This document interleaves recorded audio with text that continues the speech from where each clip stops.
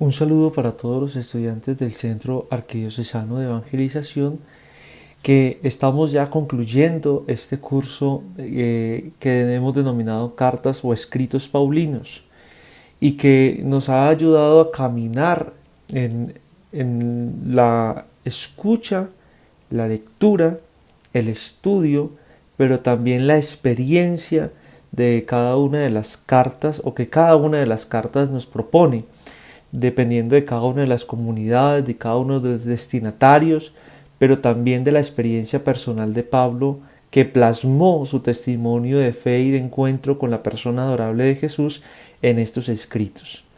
Hemos ido caminando poco a poco en la comprensión un poco global de este apóstol, denominado el apóstol de los gentiles, pero también de cada una de las comunidades, pero también de la comprensión teológica o la comprensión de la fe que ya se empezaba a gestar en los primeros años de la iglesia. Estamos entonces tratando de los primeros textos bíblicos del Nuevo Testamento. Dijimos que Primera de Tesalonicenses es el primer texto bíblico compuesto casi que 12, 15 años después de la muerte del Señor, de la muerte y resurrección del Señor Jesús. En este entendido, ya son un primer testimonio de cómo los discípulos, cómo los apóstoles, cómo las primeras comunidades van asumiendo esta experiencia de Jesús de Nazaret, cómo van asumiendo esta experiencia de la fe cristiana, pero también cómo se va en parte sistematizando la comprensión de la fe, la comprensión de estas realidades reveladas por Jesucristo. Y hemos hecho entonces un paneo general. Si hiciéramos un curso estricto de San Pablo, pues por lo menos tendríamos que ver 2 semestres. Uno nada más de la persona de Pablo y uno en el que podamos ir descubriendo cada una de las cartas y cada una de las comunidades. Pero este curso que hemos llamado Escritos Paulinos, lo que pretende es como hacer antesala o provocar en cada uno de ustedes una experiencia de estudio personal, un gusto por la palabra de Dios, pero también una necesidad de consultar mucho más. Sin duda, los tiempos son muy cortos y más en esto de la virtualidad, pues es mucho más complicado. Pero creo que hemos hecho un camino que nos ayuda a tener una visión general de cada una de las cartas y que eso nos va a ir ayudando como a comprender mejor cuando nos encontremos de frente con uno de estos textos, pero también nos va a ir como incentivando nuestra capacidad también de investigación, de esfuerzo personal, de autoconocimiento, de autoformación. Y lo hemos hecho entonces no carta por carta, sino por grupos de cartas.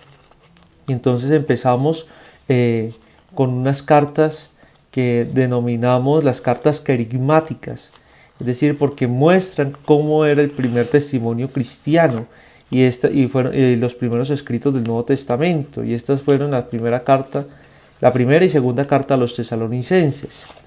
Luego vimos las 4 grandes cartas: la carta a los romanos, la carta a los gálatas, la carta primera y segunda de Corintios. Y ahora lo que pretendemos hacer es concluir con las cartas pastorales. Y en estas cartas pastorales, pues lo que vamos a hacer es como ver esa experiencia más personal de Pablo, pero también se nos va a dejar entrever algunas dinámicas propias de la iglesia primitiva. Y esto nos va a servir muchísimo para la comprensión también de la historia de la iglesia en sus orígenes, pero mucho más la experiencia de las comunidades que no distan mucho de nuestras propias comunidades cristianas. Es decir, los mismos problemas que tiene la comunidad cristiana hace 2000 años, que tuvo la comunidad cristiana hace 2000 años, son los mismos problemas que tiene la comunidad cristiana de hoy, del siglo XXI. Entonces, bienvenidos a este curso y a esta última sesión de las cartas pastorales.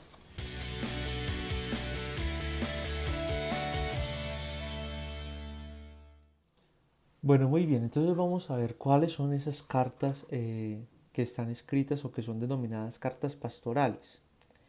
El asunto de las cartas pastorales empieza más o menos en el siglo XVIII, es decir, el llamar cartas pastorales a algunas de las cartas de San Pablo, especialmente a aquellas que son a sus discípulos, a Timoteo y a Tito, empieza en el siglo XVIII, pero ya se había consignado una primera idea.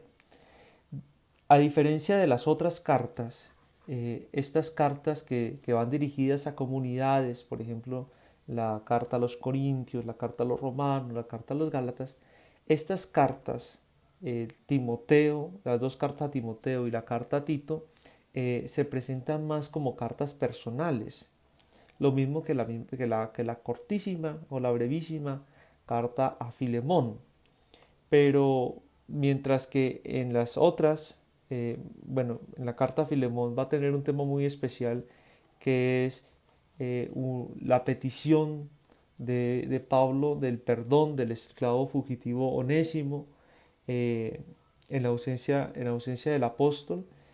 Hay muchas responsabilidades y Pablo asume la responsabilidad de ellos. En las otras cartas, en estas otras cartas pastorales, en Timoteo y en Tito, pues el apóstol abunda en recomendaciones personales a estos que son los encargados de las iglesias, a Timoteo y a Tito me estoy refiriendo. Y entonces son recomendaciones, pero también son advertencias, son disposiciones. Algunos ven en estas cartas como un pequeño código de derecho canónico y en exhortaciones de piedad, es decir, ven como una especie de primer reglamento para los pastores, para quienes acompañan la iglesia, pero también adentro de la comunidad cristiana una especie como de normativa. Cuando se empezó a formar este corpus paulino, es decir, cuando se empezó a formar como el canon o los textos que creemos que son de San Pablo, las cartas pastorales ocupaban un lugar muy importante. Marción, que fue el primero que editó como la lista de las cartas de Pablo, empezó por la carta a los Gálatas e ignoró estas cartas pastorales. Pero más adelante empezaron a ver la necesidad de poner estas cartas. Y estas cartas, ¿por qué las empezaron a poner? Porque en las iglesias y en las primeras comunidades cristianas empezaron a descubrir el gran contenido de fe que estas cartas tenían.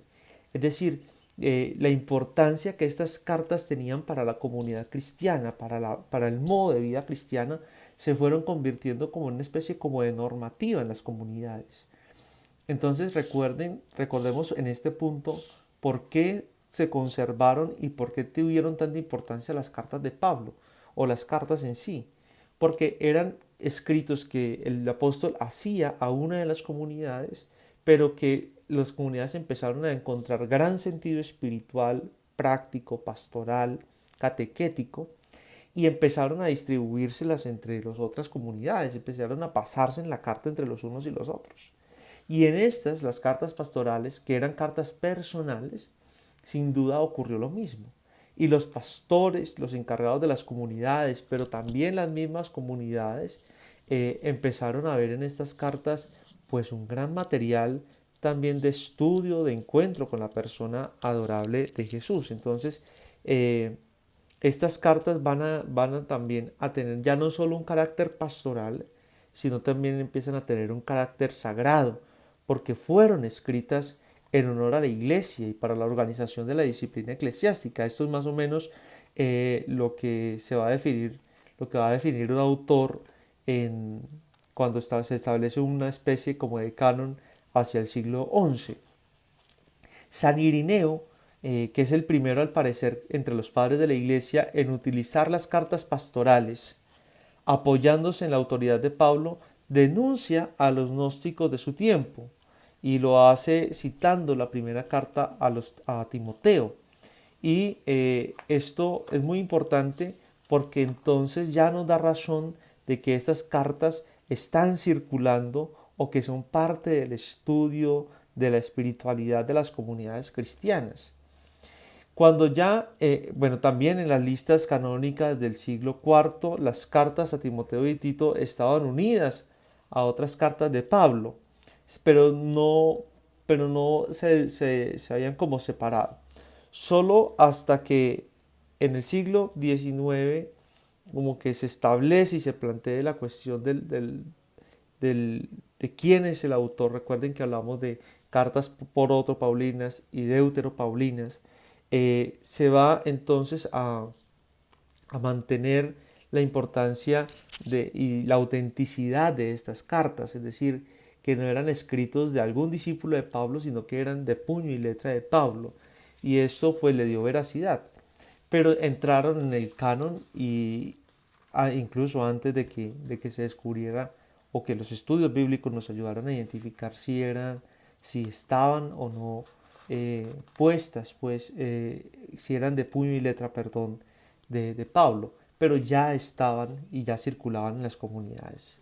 Entonces esto pues nos ayuda a ver en las cartas también eh, una experiencia muy importante porque es la experiencia de, de una comunidad que se está organizando, de una iglesia que empieza a ver también la necesidad de organizarse, de exhortarse, de reinventarse y es también la capacidad de la misma comunidad cristiana de ser fiel al Evangelio y en su fidelidad al Evangelio también mantener unas normas de, de conducta, unas normas también en la forma de creer y de expresar la fe.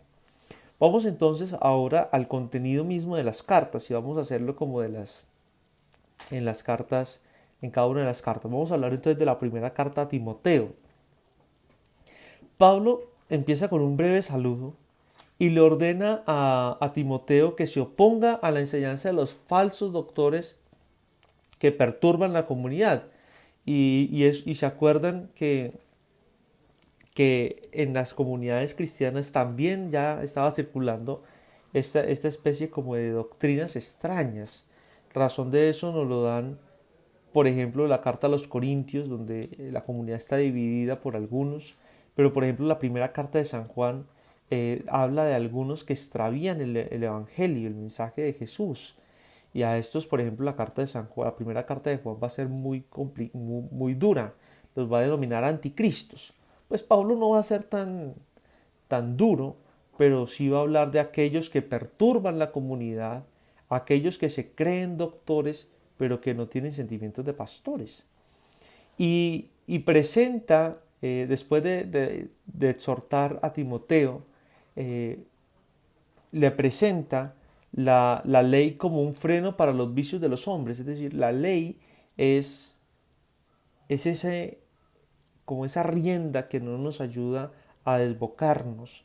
Es, esa, es ese freno en contra de las pasiones y de los vicios. Recuerden que las comunidades estaban como muy, como son comunidades paganas muy cercanas a todas las prácticas paganas. Y Pablo va a recordarle a Timoteo su propia vocación y deduce que de ella Cristo ha venido a salvar a los hombres.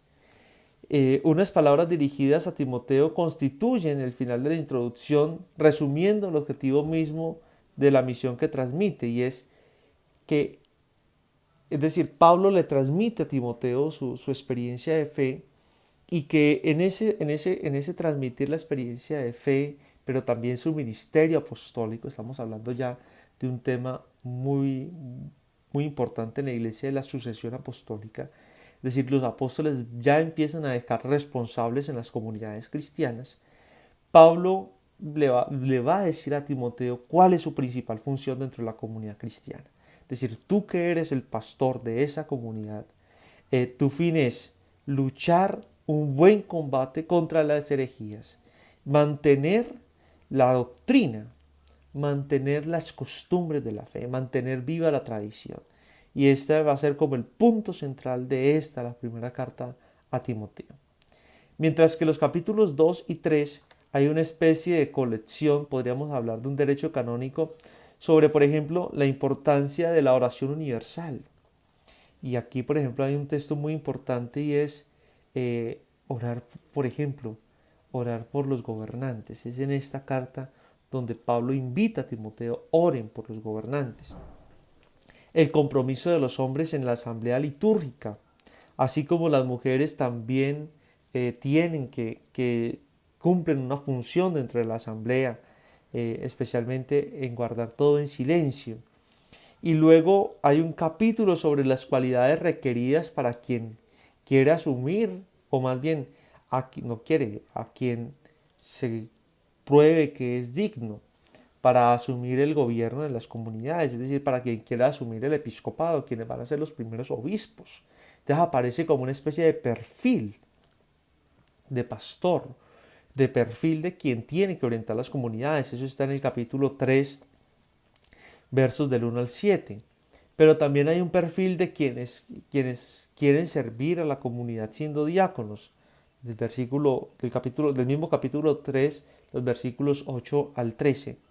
Y este capítulo 3 termina con un breve desarrollo sobre la iglesia y la iglesia como qué, como una columna de verdad, como quien tiene la verdad, como quien posee la verdad y la mantiene, la orienta, la explica y termina así su exposición, su primera parte, con un himno pascual, el himno, un himno sobre el gran acontecimiento de la salvación. Y Pablo después en el capítulo 4 va a volver a la necesidad de la lucha contra los falsos doctores y multiplica todas las recomendaciones a Timoteo para que sea un modelo para los creyentes. Hay algunas prescripciones en diversas categorías, por ejemplo, sobre las viudas, sobre los presbíteros, sobre los esclavos, y empieza a dar como una especie como de normativa y de cómo cada uno de estos deben cuidar también el depósito de la fe, pero también deben hacer un combate espiritual y un combate también ideológico, podríamos decirlo así, contra los falsos doctores. Y luego viene una advertencia contra las falsas doctrinas y el afán de las riquezas. Eso está en el capítulo 6, versos del 3 al 10. Y por contraste, es decir, mostrándole toda esta realidad tan oscura, Pablo le va a decir a Timoteo o le va a recomendar a Timoteo eh, que se desapegue del dinero. Y la carta termina de una forma normalmente corta. En vez de va a terminar primero con esta amonestación sobre el dinero, es decir, cuídate de esto, cuídate de esto. Y es que vamos a descubrir que Timoteo va a ser uno de los discípulos de Pablo que, que Pablo conoció incluso desde niño y que lo va a acompañar y que Pablo va a sentir un gran cariño por él. Pablo va a descubrir en la persona de Timoteo un joven probado en la fe. Es decir, ahí en esa carta a Timoteo, Pablo le va a recomendar más adelante que nadie lo critique, mi hijo, por ser joven, por ser muchacho, porque hasta ahorita está entrando en la dinámica de la fe. A usted yo le impuse las manos y usted tiene toda la fuerza del Espíritu para combatir a quienes de un momento u otro están hablando en contra de la fe. Es decir, tienes toda la, la fuerza, pues, la autoridad para guardar este depósito. Y así termina la carta, diciéndole lo mismo que le dijo en el capítulo 1, verso 18, termina diciéndole, Timoteo, guarda el depósito de la fe. Es importante que salvaguardes esto que nosotros hemos ido transmitiendo. Es un tema muy importante porque la iglesia siempre se ha encargado de guardar, es decir, no guardar en secreto, sino de custodiar, de proteger de falsas doctrinas la fe que nos reveló Jesucristo. Nos la guarda, la preserva, pero también nos la explica. Por eso la iglesia es madre, porque guarda, cobija, asegura, pero también es maestra, porque enseña, porque predica. Luego, en la segunda carta a Timoteo, esta carta es mucho más personal que la primera. Es decir, si la primera carta era súper personal. La segunda va a ser mucho más, es mucho más íntima, podríamos decir. Después de un breve saludo, Pablo le va a recordar, va a recordar eso que ya estábamos diciendo, y es la, la familiaridad que tiene Pablo con Timoteo, es decir, su historia personal. Habla de los lazos, de los recuerdos que unen a Pablo con la familia de Timoteo. Y, y le agradece a Timoteo de que no se avergüence de las pruebas y lo invita a que, a pesar de que Pablo ya está preso y que está sufriendo también la persecución, pues lo invita también a dar testimonio del Señor Jesús. Y le agradece que conserve también buenos deseos sobre Pablo. Y le dice a Timoteo que está siendo también perseguido en su misma iglesia particular, en su misma comunidad cristiana, por guardar el depósito de la fe, pues que en esas pruebas él se mantenga firme y que no se avergüence de dar testimonio del Señor Jesús. Y después de Pablo darle unas noticias sobre su cautiverio, sobre su prisión, Pablo reanuda la exhortación a Timoteo sobre el coraje apostólico y termina con la cita sobre la comunión con Cristo. Esto está en el capítulo 2, versos del 1 al 13. Y luego la carta sigue con le da una gran importancia de nuevo a la lucha contra los falsos doctores y manifiesta la llegada de los últimos tiempos. En oposición a estos hombres desviados, aparece la figura de Timoteo como quien ha seguido con fidelidad a Pablo y su mensaje. Pablo lo va a encontrar a él como el que de verdad, como continuó la obra, su obra. Lo ve como el discípulo fiel. Podríamos decir que Timoteo es el discípulo amado de Pablo. Y le pide que permanezca fiel tanto a la enseñanza recibida como a la lectura de la escritura. Y llegamos al capítulo 4, que es el más apremiante. Y, y él habla de entrar en esa fidelidad en la proclamación de la palabra. Es decir, es seguir con la palabra, seguir predicando la palabra, a pesar de que Pablo, que fue el que se la transmitió en un primer momento, está al borde de una muerte inminente, está al borde de morir. Y esto ya nos pone en la perspectiva de una motivación más de transmisión de un legado a la perspectiva de la transmisión de una experiencia de fe. Pablo le confía a Timoteo esa experiencia de la fe. Y, y Pablo le describe un poco con serenidad también cómo está viviendo ese momento tan particular de su cautiverio y también de cómo se acerca también la muerte. Pero también cómo Pablo le expresa que se siente abandonado y que encuentra solo en Dios su fuerza en esta prueba suprema. Y Pablo termina pues esta carta como comúnmente lo hace, especialmente estas cartas personales, con unos breves saludos. Entonces la primera carta a Timoteo es una carta muy personal, es una carta que tiene un sentido muy eclesial, pero que no está dirigida en sí misma a la comunidad, sino a quien está encargado de la comunidad. Y ve cómo el que está encargado de la comunidad tiene como legado y tiene como encargo conservar el depósito de la fe, mantener claras las costumbres de la comunidad, pero también combatir a aquellos, primero con las armas de la oración, de la lectura, del estudio, a aquellos que quieren desviar a su rebaño del mensaje que Cristo mismo nos regaló. Y en esta misma sintonía aparece la carta a Tito. Contiene también toda esta misma idea de los falsos doctores, pero es mucho más doctrinal que las anteriores.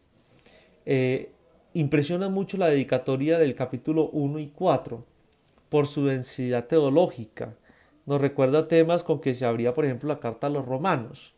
Tito recibe la tarea de establecer presbíteros en las comunidades de Creta y de luchar contra los falsos doctores. En el capítulo 2 es un breve catálogo sobre los deberes de cada uno de los grupos de los fieles. Es decir, ya ahí Pablo le está hablando a Tito, que es el encargado de la comunidad de Creta, cómo debe organizar él mismo su propia comunidad. Y presenta una motivación teológica en un texto de una gran densidad, que es el capítulo 2, versículos del 11 al 15. En esos 4 capítulos, Pablo va a desarrollar muchísimo cómo las comunidades cristianas deben mantenerse fieles y cómo deben mantenerse unidas. Y después de recordar la manifestación para con las autoridades, la carta celebra cómo la manifestación de Dios está siendo presente en las comunidades. Y la carta termina con unos consejos particulares a Tito, con unas noticias personales sin ninguna alusión. ¿Qué podríamos entonces decir como en general de estas 3 cartas? Hay como 3 temas importantes. Primero, la defensa del depósito de la fe en contra de las herejías y en contra de que quienes quieren desviar a la comunidad de la práctica sólida de la fe. Lo segundo, la necesidad de una organización de las comunidades, en ministerios, en la liturgia, en la forma en cómo se administran los bienes. Y tercero, cómo la vida cristiana tiene unas exigencias propias de una piedad auténtica, una piedad no por la ley, sino por el amor, por la gracia, por ese misterio sublime de la salvación.